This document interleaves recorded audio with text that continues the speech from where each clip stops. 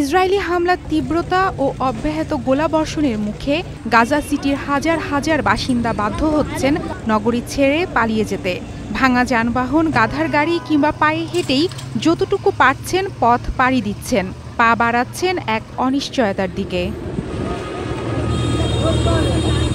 গাজার পূর্বাংশের সাবরা, শেজাইয়া ও তুফা এবং উত্তর জাবালিয়া শহরে রাতভর চলে ইসরায়েলি ট্যাঙ্ক ও বিমান হামলা। এতে ধ্বংস হয় বহু ঘরবাড়ি ও রাস্তাঘাট। আমরা এমন অপমানের শিকার হয়েছি যা শুধু আল্লাহই জানে। আমরা জানি না কোথায় যাব।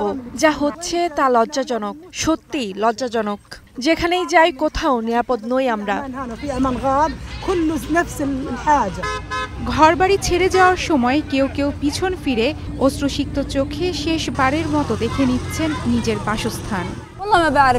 আমাদের চারপাশের বিল্ডিংগুলো বোমায় উড়িয়ে দেওয়া হয়েছে। একটি বিমান এসে বলে 10 মিনিট সময়, বের হয়ে যাও। আমরা কিছুই নিতে পারিনি, কেবল হাতে যা ছিল তা নিয়েই চলে এসেছি। আল্লাহই আমাদের জন্য যথেষ্ট, তিনি আমাদের সহায়। আমরা আর কি করতে পারি? গাজায় প্রায় 20 লাখ মানুষের অর্ধেক বর্তমানে গাজা সিটিতে অবস্থান করছেন। এরই মধ্যে কয়েক হাজার মানুষ পশ্চিমের দিকে শহরের কেন্দ্রস্থল এবং উপকূলীয় অঞ্চলে সরে গেছেন।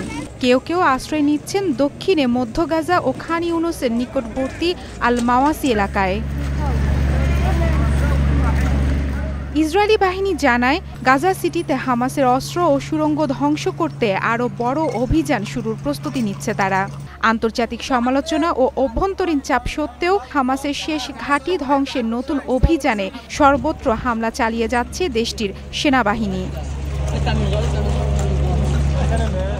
গাজার মানুষের প্রতিদিনের বাস্তবতা এখন শুধুই বেঁচে থাকার লড়াই, যেখানে খাবার, পানি কিংবা নিরাপত্তার থেকেও জরুরি হয়ে উঠেছে একটু আশ্রয়। মারফতুন রুচি, স্টার নিউজ।